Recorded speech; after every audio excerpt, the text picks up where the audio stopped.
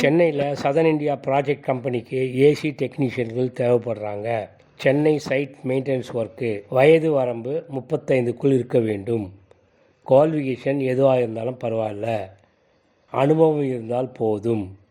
சம்பளம் 20,000லேருந்து 35,000 வரைக்கும் கிடைக்கும். செலெக்ஷன் ப்ரொசீஜர்: நேரடியாக இன்டர்வியூக்கு வந்தால் அவர்களுடைய தியரிட்டிக்கல் ப்ராக்டிக்கல் அறிவை பொறுத்து அவர்களுக்கு சம்பளம் வேலை கொடுக்கப்படும்.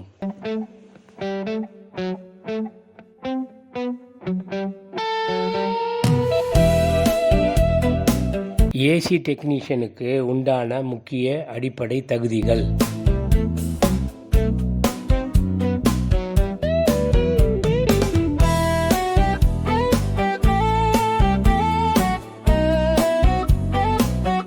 புதிய ஏசி பழைய ஏசி நிறுவும்போது கவனிக்கப்பட வேண்டிய சில தகவல்கள்: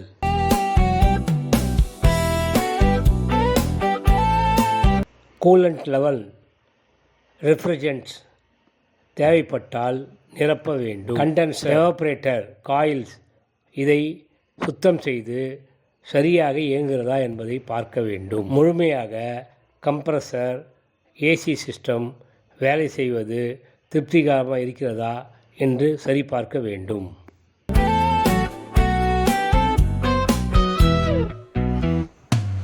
ப்ரெஷர் மின்விசிறிகள், தெர்மோஸ்டாட்டர்கள் போன்ற அமைப்புகளை சரியாக வேலை செய்கிறதா என்பதை ஆய்வு செய்ய வேண்டும். கடைசியாக ஏசி வேலை செய்வது சரியாக இருக்கிறதா, முழு தகுதியுடன் வேலை செய்கிறதா என்பதை சோதிக்க வேண்டும்.